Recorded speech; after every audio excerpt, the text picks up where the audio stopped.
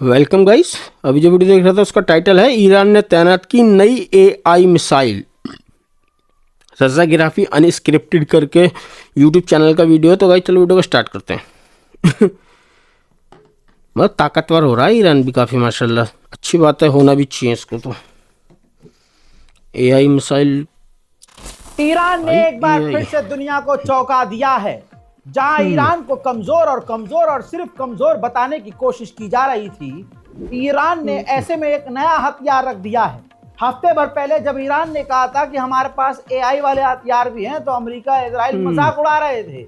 लेकिन एक ही हफ्ते के अंदर ईरान ने तैनात भी कर दी है, टेस्ट भी किया और आर्टिफिशियल बहुत अच्छे, इंटेलिजेंस गुड। लेस मिसाइलों को तैनात कर दिया है बॉर्डर पर टेस्ट करने के बाद, जो कि अमेरिका और इजराइल के लिए नया सरदर्द बन चुकी हैं। दोस्तों, जिस देश ने ईरान पर लगातार पाबंदी लगाई ये सोचकर, इस भरम में रहकर कि ईरान का नुकसान होगा, ईरान कमजोर होगा, ऐसे में ईरान आर्टिफिशियल इंटेलिजेंस हथियार ले आता है और बॉर्डर पर तैनात भी कर देता है। सिर्फ दिखाता नहीं है, तैनात कर देता माशाल्लाह, है। बहुत बढ़िया।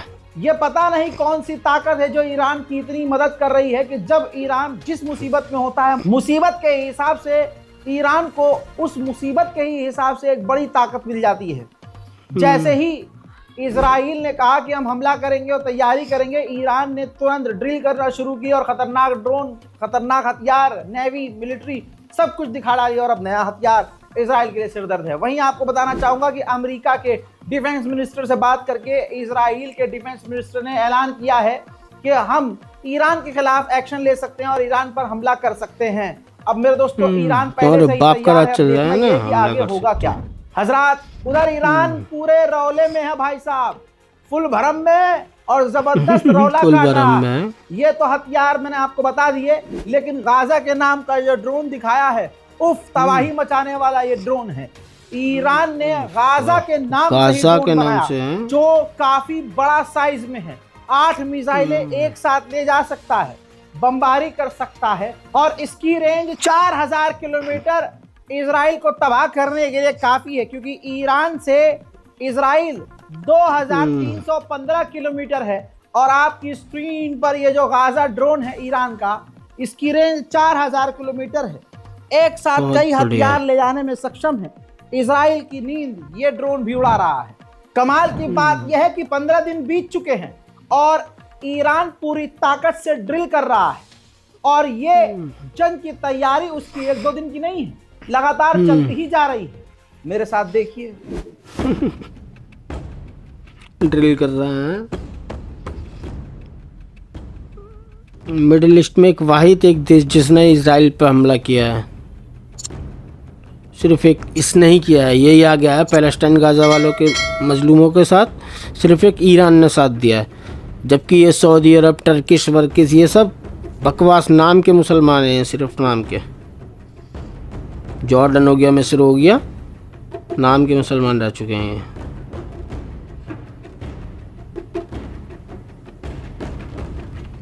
अल्लाह और ताकतवर बनाए ईरान को।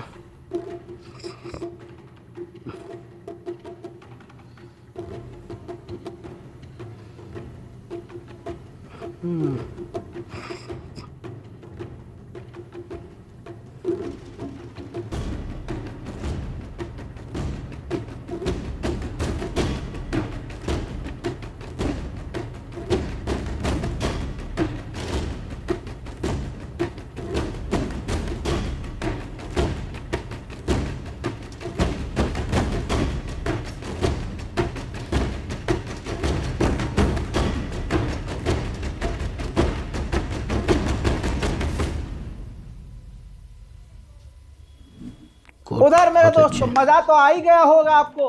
अब मजे की बात एक और सुनिए।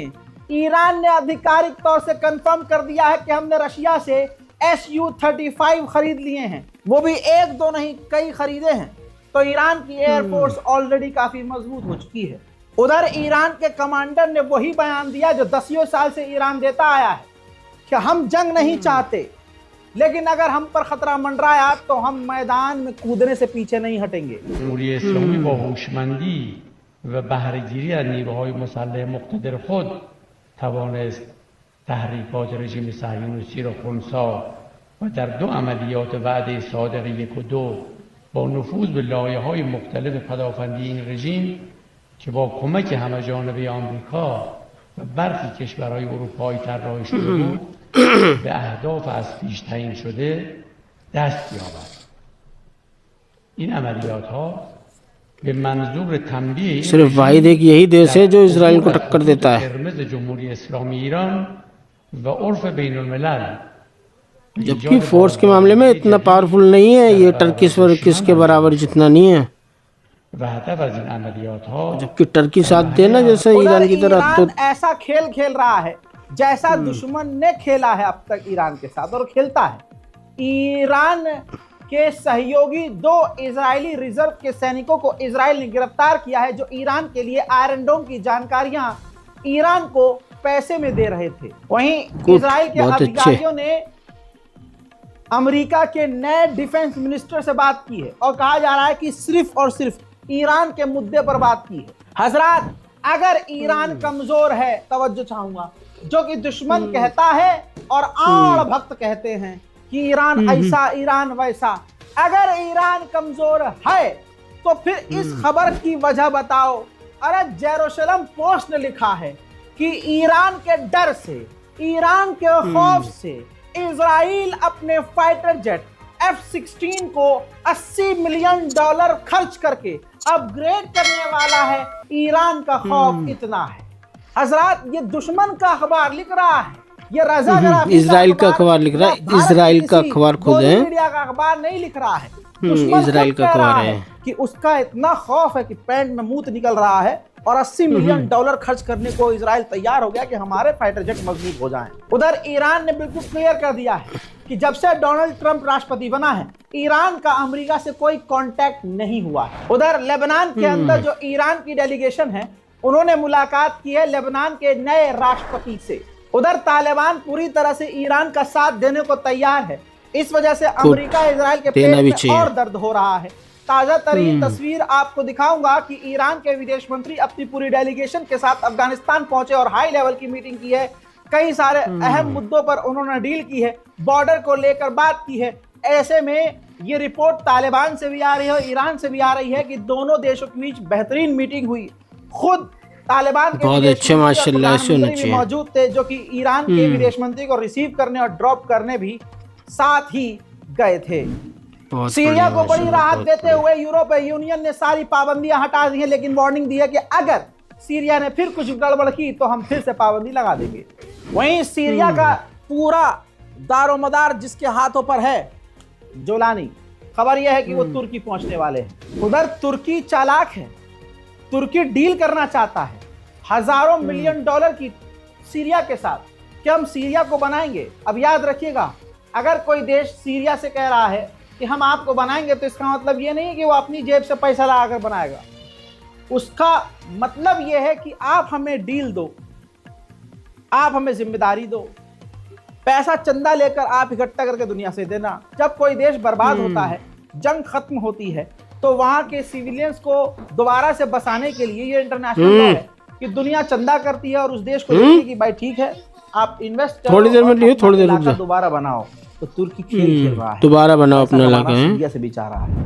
वहीं सीरिया के ऑफिशियल ने जॉर्डन के ऑफिशियल से, देखिए मीटिंग हो रही है, टेबल पे आप देखिए कि दोनों तरफ के जो सीनियर ऑफिशियल्स हैं उन्होंने मुलाकात की है, क्योंकि जॉर्डन ने बॉर्डर बंद किया हुआ है।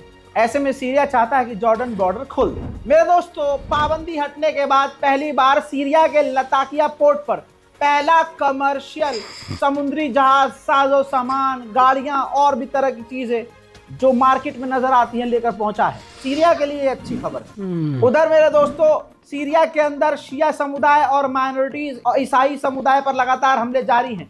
सिर्फ 2 गलत है, ये नहीं होना चाहिए यार। 2 से 3 दिनों के अंदर सीरिया के 35 लोग हैं, 35 अल्पसंख्यक समुदाय का कत्ल किया जा चुका है।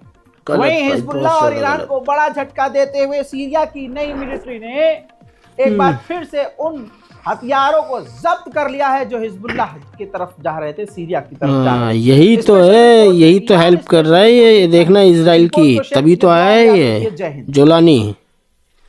इसको सपोर्ट ही क्यों किया है इजराइल और अमेरिका ने, क्यों उसकी सरकार कराई है? इसी वजह से सिर्फ अब देखो वो हिजबुल्लाह के पास हथियार जा रहे हैं, रोक रहा है ना बीच में, जाने तो नहीं दिए उसने ईरान के हथियार। तो जा, वैसे नहीं जाने दिए सिर्फ। तो गाइस ये आज के वीडियो, उम्मीद आपको वीडियो पसंद आया। हमारे चैनल को सब्सक्राइब कर देना, ओरिजिनल वीडियो का लिंक डिस्क्रिप्शन से ले लेना। अल्लाह हाफिज़।